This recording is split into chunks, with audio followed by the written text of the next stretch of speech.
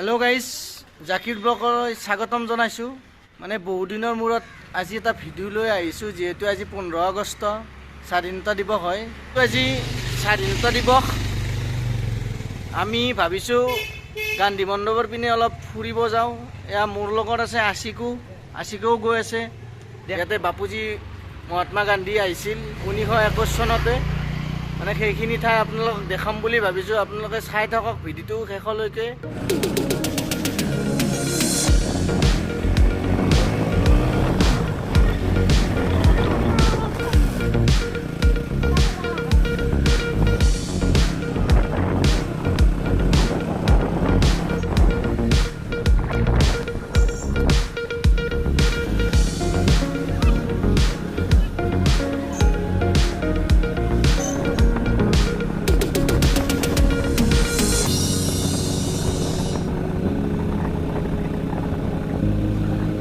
Finally আমি গান্ধী মণ্ডপ আহি পালোঁ।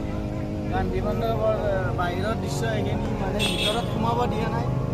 মানুহবিলাকে বাহিৰতে ৱেইট কৰি আছে, মানে ভিতৰত সোমাব নোৱাৰি, গেট বন্ধ কৰি থোৱা আছে।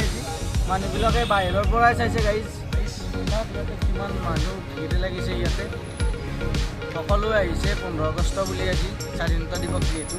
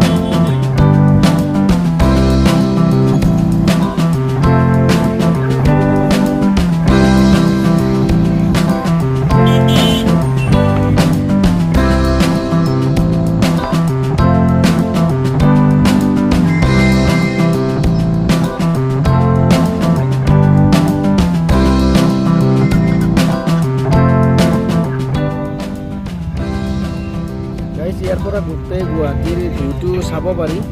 আপোনালোকে চাওক, খুব ধুনীয়া লাগে গুৱাহাটীখন। গোটেই গুৱাহাটীখন বহুত ধুনীয়া এটা দৃশ্য হয়। গাইজ, আমি গান্ধী মণ্ডপৰ পৰা আহিলোঁ। এতিয়া উলুবাৰীত আছোঁ। এতিয়া মানে উলুবাৰীৰ পৰা আমি ভিডিঅ'টো আজি শেষ কৰিম। গাইজ, যিসকল ব্যক্তিয়ে ত্যাগ স্বীকাৰ কৰি মানে আমাক স্বাধীন কৰি থৈ গৈছে ভাৰতবৰ্ষখন, তেখেতসকলৰ কাৰণে মই মোৰ ফালৰ পৰা শ্ৰদ্ধাঞ্জলি জ্ঞাপন কৰিলোঁ। গাইজ, আজিলৈকে ইমানতে ভিডিঅ'টো ভাল লাগিলে আপোনালোকে লাইক, শ্বেয়াৰ, কমেণ্ট কৰি দিব, লগতে ছাবস্ক্ৰাইব কৰি দিব। মানে ভিডিঅ' দিয়া নাছিলোঁ, মাজতে টাইম পোৱা নাছিলোঁ। এতিয়াও আজি মানে হঠাতে মন গ'ল ভিডিঅ' দিবৰ কাৰণে 15 আগষ্ট বুলি। গাইজ, আজিলৈ ইমানে। এতিয়া বাই।